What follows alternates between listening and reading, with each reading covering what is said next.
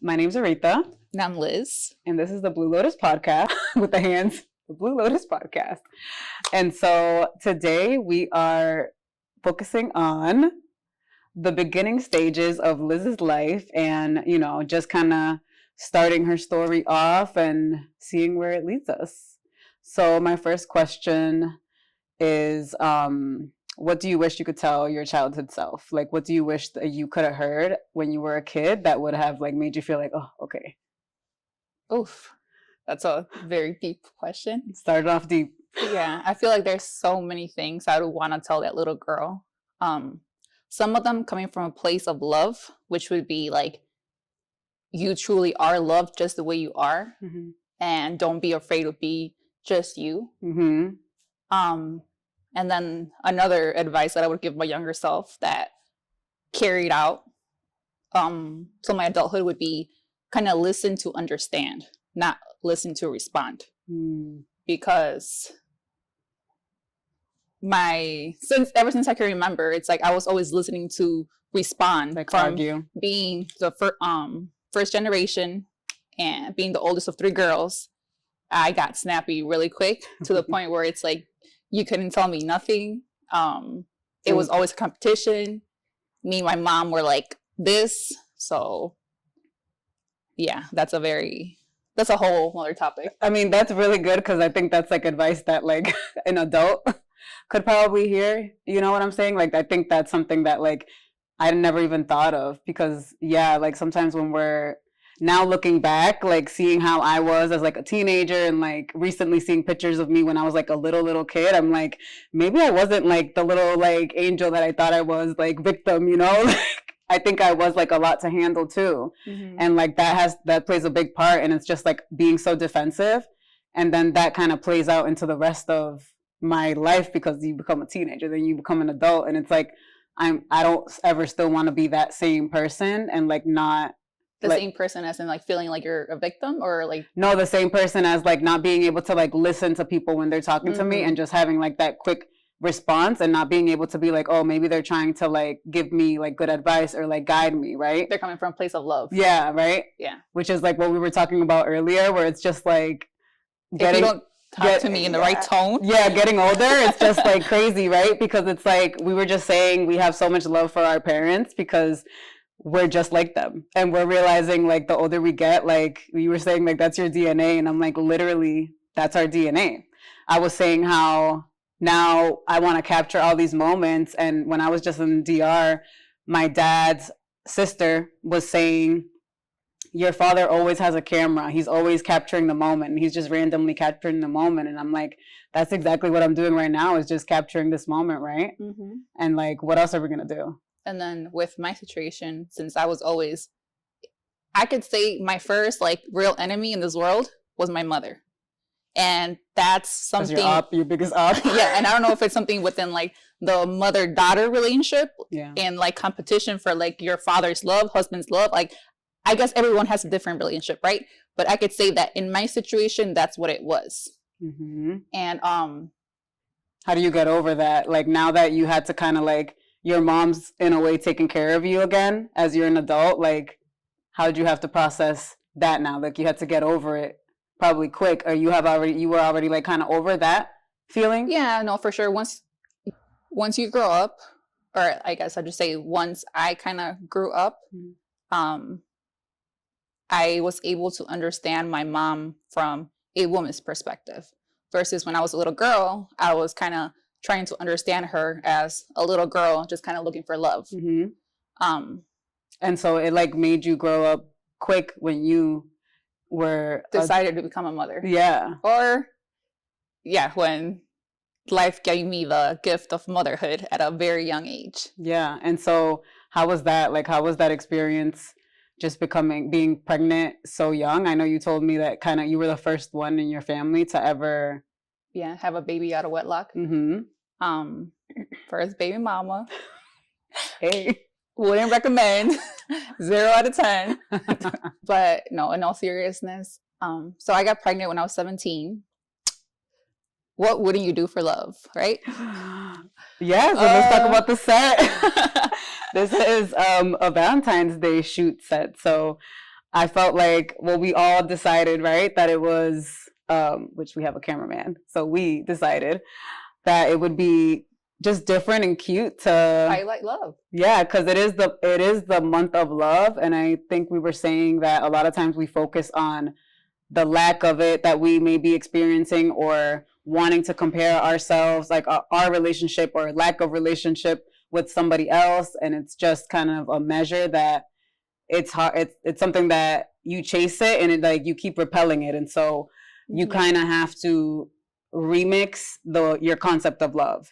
And so becoming a mom, right? You have this whole new person to love, and it was a complicated situation with his father. What did you learn the most from being a mom so young? What did I learn the most? I feel like I'm still learning so much, but just to know that to that little person, you're his whole world. There's like, you can't do no wrong in your little baby's eyes. And that's very scary. That's like a big responsibility.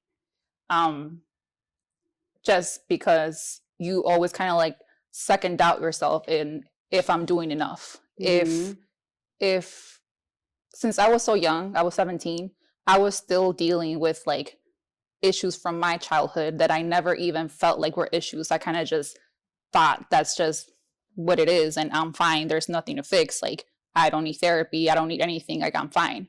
But being a mother, I was trying to heal my heart and trying to heal my child, the child that lives in me, while also bringing up a child on my own. And like, the one thing that I was always like concerned about when I was raising my son was like, I want to make it known to him that he is loved. Right. Because me and his father didn't end up working out, but I always wanted him to like know that no matter what, he was going to get all the love. So I felt like during that time, it was hard, you know, being 17, living on your own with a baby. We kind of grew up together and went through the struggle together. But to him, it was, he remembers just happy memories. And when I think back to that time in my life, it's like, I don't even want to acknowledge it. Like, I just want to like, I have very few memories of it because I blocked it out so much just from like how hard it really was for me. Sorry. You said I wasn't trying to think about this ever again. My bad. It was like, whew. Okay. I mean, he's a great kid. Like, I really tell everyone, like, I feel like I did luck out with Eli. Like, he's like the one thing that I could always tell people like I got right. But I guess he's helped me in the way that this injury for me, like my spinal cord injury for me, has been like devastating. It's like almost like just above like the end of the world for me. But to him, it's like, he's always like, you're my hero. Like, you're doing great, mom. Like, just giving me that extra push that on those days where it get really dark and I'm just like, how am I ever going to get through this? Like, he's always there to remind me that to him, I'm just mom. Like, he's just like, it's mom in a wheelchair, and he doesn't see anything but just my mom in a wheelchair. Which, you gotta love the innocence. You have to love the innocence. I feel like we need a shot. Yes. Even when people like make fun of like single moms, like, oh, here comes Valentine's Day, here come all the moms saying my baby's my Valentine. Yeah, like, but like, as cheesy as it is, he really is. Like, that's like, that's the love of my life till this day. Aww. And to him, it's like, I'm going to be his first love. And he's my only child. Obviously, he's mama's boy. So it doesn't get any more real love than that, if you ask me. Right. So let's take a shot. Cheers to being a teen mom. Don't be a teen mom. Right. I kind of wanted to talk about just your experience then, now being more stable and now being able to provide for your son. And, you know, when you were a little bit younger, it was, I can imagine, more difficult for you to make ends meet for whatever reasons. And then finally getting into an industry and having these jobs where you make the most money you could ever even imagine. So when I first had my son, I went back to work like 3 months after. And then from there, I worked at the same hospital till I was there for a couple of years, like 8 years. But I was going to college and working at the hospital, paying my bills, being a single mom. So when I started working in the industry, it kind of like, I didn't feel comfortable for it to pay the bills. But then when I realized what it really was, it was a whole game changer for me. And it was like, for me, I thought I was catching a break, and I do feel like I did catch a break because it allowed me. I caught a big break, but like you pay for it in other ways. But the way I'm thinking as a mom is, I have to get this money. I got to get this money on the table, and it's me and him, and I'm gonna figure it out one way or another. So then you fast forward, I'm probably like 25, 26. I decide to leave my day job and just do nightlife. And that was the beginning of a era for sure. Like it felt good because I was a provider. Like there's nothing I was missing. It was a good lifestyle for a while. And so losing that with my injury was like a whole identity crisis there, because it's like, how do I go from being like the breadwinner to I'm kind of like back to square one, back to living at my parents' house and back to kind of where I left off with my mother. Like I moved out of my house when I was 17, and I'm kind of back way before being 17 now. It's a humbling experience. But also my mind is in a very different space. Yeah. You had to once again kind of be in survival mode, right? Right. Where it's now you're fighting for your life, and then once you are in a place where you're not fighting for your life as much, now you're forced to think about how are you going to move forward and provide, right? And so I think that is the reason why it's just so important to still put yourself out there, force yourself to kind of do some things this is like uncomfortable for us, right? It's not something that we just woke up last night and been like, let's do a podcast. Like it's been months in the work to get us both at a place where we feel comfortable and confident enough to say, okay, this is the story that I want to share, and this is kind of the pivot that we want to make into adulthood. Because I feel so strongly that when you're young and working in the industry, that it's similar to having this college campus experience that a lot of people have, right? It's a second family. Like it turns into a second family. Right. And that's how we met essentially, right? And that's how our closest group of friends, we met and we bond, because we initially bonded because we just knew how to make a lot of money together. And I think it's similar to like a lot of different businesses where it's just like you hustle together and then you just live together. And then with this incident, like, and even before this happened, like we started kind of living life together and like sharing bigger moments with each other. And it is a family. And I mean, I'm grateful for my friends, you know, we're all in different spaces and phases in life, but we've still been able to connect in these type of ways, right? Like I met you in the club and we're doing a podcast. So it's, what did we say earlier? Like, who would have thought? Who would have thought? Like, who would have thought with everything? And so. Yeah. I feel like your younger relationships set you up for like your adult relationships, right? And the one thing that's constantly evolving is you as a person, or at least you should be evolving. We should. If you're being the same person that you were 3-4 years ago, that's not a good sign. Yeah, it's not it. So like one thing I could say for myself that I've kind of like picked up when I've had all this time to just sit here and think about my life is how like people in your life sometimes come in for a season. So we're talking about how you've had to make some necessary shifts with the type of relationships that you have, obviously, but it's like we're saying, it's all love. It's people are still showing love, but once you get older and you evolve, you realize like, okay, the stuff that we bonded over before is not the same stuff that we're going to bond about now. Right. And now it kind of, never to judge, but it kind of looks crazy if you're still in the same spot as like 4 years ago. Right. You're in a crossways. It's like, for example, I still hang around with or talk to my high school friends, but we all have different lives. But nevertheless, I love them to death. And I always have a friend next to me that obviously we have common interests.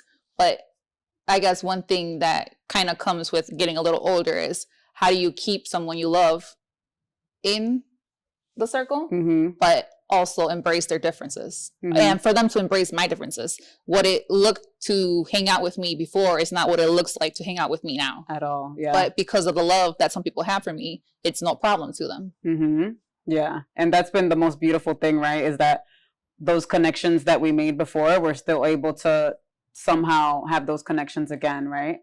And so I just feel that everything is like happening the way that it should be in our lives, and that's the main thing, is like we're following where the way that we were when we were younger, we wouldn't have thought that we would be right here, but we're still in a way accomplishing some dreams. And like my younger self would never in a million years think I'd be here on a set like talking, and these are childhood kind of dreams that I never allowed myself to actually pursue. And so this for me has been very it's like healing a lot of my childhood things, because I never allowed myself to be creative and just go with the flow in a different direction. So this is like a big pivot for me in terms of the structured life that I was just living, right? I decided I got in the industry because I was like, okay, it's more money. I don't have no kid, but I had like bills, and I was in nursing school. And so to me, it was the best money that I could make to help pay my tuition. And it was in a little amount of time, and it was flexible. But then I also got so caught up in that lifestyle, and I just thought, I thought that it was, I stopped seeing how wrong some things were, right? Where it's like, I still have that guilt of like, just over like giving people too much alcohol, like knowing that they were drunk and still, you know what I'm saying? Yeah. So I've had to forgive myself for that, but understand that that was me then, and I was in a survival mode. Allow yourself to grow. And so it's just knowing that, we go through things, but that doesn't mean like I have to forgive myself for that. Otherwise, I'm not able to move forward and evolve. And so it's just making these shifts has been great for us. And overall, I could say that I did stay true to myself, like to my true nature. To your essence. Like, to who I really was, what I was raised to be. I feel like the industry didn't like eat you up alive completely. Yeah. The industry didn't take over me, but it did influence a lot of choices that, ultimately built my life. But I feel like the reason why I got to a point where I was just going a little heavy with the bottle here, or just drinking myself to a blackout, was because I was kind of trying to numb myself to like the things I was okay with on alcohol are not things I was okay with without them. Right. So it was kind of like a negative, bad coping mechanism, but that's what I felt like I needed at the time to kind of help me get through whatever I had to do. And I not think, in any like cold way, but like, no, like not like you were real bad. No, never. But, you know what we're talking about. And so I think like the most important thing, like we're saying, is to love that version of you still and forgive that version of you still, because ultimately like God forgave us, like he forgives our sins, and so that, again, like to wrap it up, like God's love is the best love that we can ever try to like, and it's not even a chase, right? Because it's always there. And so the most important thing is to like allow him to love you, and in that way you're able to love yourself more. Because I think ultimately we made certain decisions because we didn't have that love in ourselves enough to like pursue something that was more like fulfilling, more like giving, not giving to the community, but like something that's a little bit more I don't know the word, fulfilling, I think is the best way to say. Like I wasn't really, at least for me, I wasn't fulfilled with my job. I was just like, I'm in survival mode, this is the money that I have to make, and there's so many things that I hate about it, but then I can't say that fully because I worked with the people that I really have love for. So it's taking the good with the bad and knowing how to process it and move on and just evolve, no? Yeah, just like being in survival mode, acknowledging it, and for me at least, knowing that it was driven by love. Like it started off from love of having to provide, and then from there kind of turning into providing and just the convenience of it. And then from there, that's when convenience started into. Ooh, we didn't say the club's name. You're gonna have to bleep that out. Yeah. But the thing is ultimately, that was probably one of the darker times in a lot of our lives, is like when we were working in that one particular club together, but then we are still able to be, like you said, stay true to yourself. Stay true to yourself, and then still connect and have love for those same people. So what was the question that you were asking me? What would you do for love? There's not much that I personally wouldn't do. I'm sitting right here, right? So there's not much I wouldn't do for love. And I think That's how we all tend to be as women, right? Which I think there's nothing wrong with it. But the No. true and the key part of this is going to be having the discernment with the help of our Lord and Savior on who to do it for. Right. And he's the one that will ultimately, guide you and tell you who you're supposed to love. A good start would be starting with yourself. Yes, love yourself. Like for real. For real, for real. Not fake. Not like on Instagram, love myself, but like for real, like start to look into yourself and start to heal those childhood wounds, right? Because ultimately when you don't, you're kind of stunted at that same age. And so that's what it is like we do have to just love ourselves, and cheers to that. Cheers to that. Thank you for watching another episode of Blue Lotus. Like and subscribe.